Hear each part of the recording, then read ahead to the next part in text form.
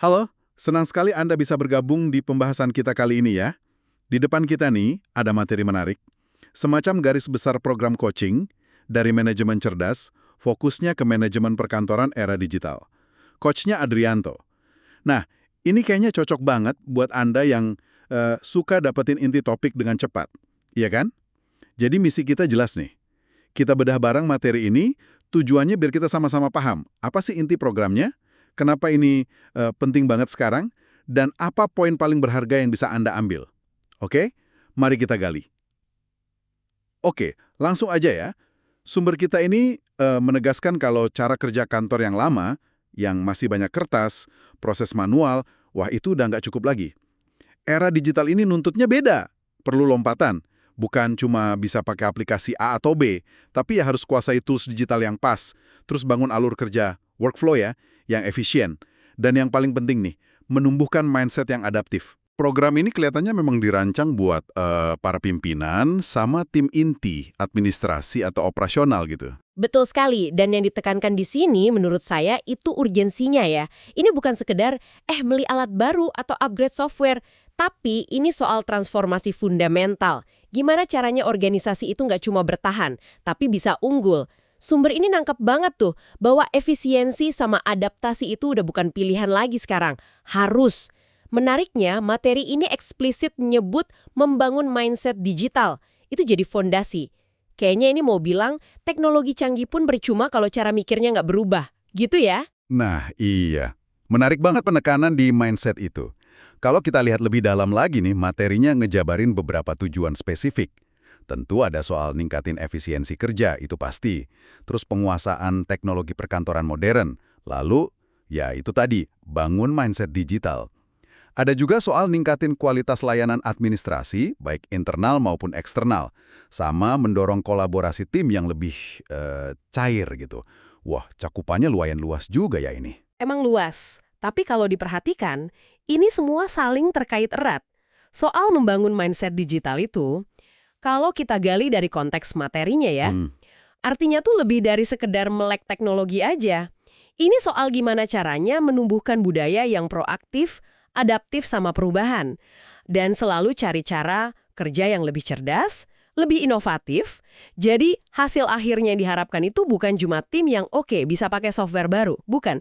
Tapi tim yang benar-benar produktif, bisa kerja bareng antar fungsi, siap hadapi gangguan digital, dan ujung-ujungnya bisa kasih nilai tambah strategis buat organisasinya. Sumber ini kayaknya mau nyambungin antara skill teknis sama perubahan perilaku dan dampak ke bisnisnya. Oke, paham. Nah, untuk mencapai tujuan yang lumayan ambisius itu, topik apa aja sih yang dibahas menurut materi ini? Ada disebutin beberapa modul kunci nih. Mulai dari pemahaman dasar dulu, soal kantor digital itu apa, terus pentingnya mindset yang pas, habis itu masuk ke komunikasi sama kolaborasi pakai platform digital, manajemen dokumen elektronik yang efektif, gimana caranya, optimalisasi alur kerja atau workflow, nah itu dibahas lagi, sampai ke gimana kasih layanan pelanggan yang oke di era digital. Dan juga nyusun pelaporan berbasis data. Bahkan ada sesi simulasi kasus nyata juga, plus nyusun rencana aksi konkret. Coachnya, ya seperti kita sebut di awal, Adrianto dari manajemen cerdas. Yang konstruktif dan fokusnya kuat banget ke penerapan solusi praktis yang disesuaikan sama konteks tantangan di kantor masing-masing peserta. Ini kuncinya sih, biar pembelajarannya nggak ngawang-ngawang, tapi beneran bisa diterapkan. Langsung gitu, buat perbaikan nyata. Oke, jadi kalau kita simpulkan nih buat Anda, apa makna utamanya? Intinya gini, materi dari manajemen cerdas ini menguraikan sebuah program coaching terstruktur, dibawakan oleh Coach Adrianto, tujuannya jelas, mentransformasi operasional kantor tradisional jadi digital. Fokusnya kelihatan jelas di 3 pilar utama ya.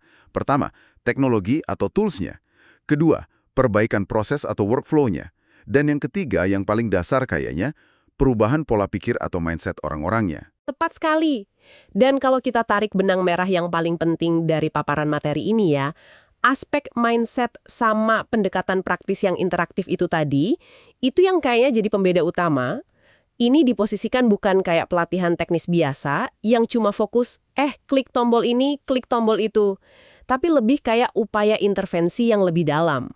Nah, ini mungkin bisa jadi memunculkan satu pertanyaan reflektif buat Anda, para pendengar.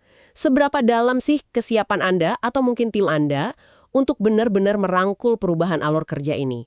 Dan yang lebih penting lagi, perubahan pola pikir digital ini jauh melampaui sekedar, oke, kita adopsi beberapa aplikasi baru. Ini inti tantangan transformasinya yang sebenarnya. Sesuatu untuk direnungkan lebih lanjut nih. Terima kasih banyak sudah menyimak eksplorasi singkat kita terhadap materi coaching ini. Semoga ringkasan dan analisis ini bisa kasih Anda pemahaman yang cepat dan tentunya berguna ya.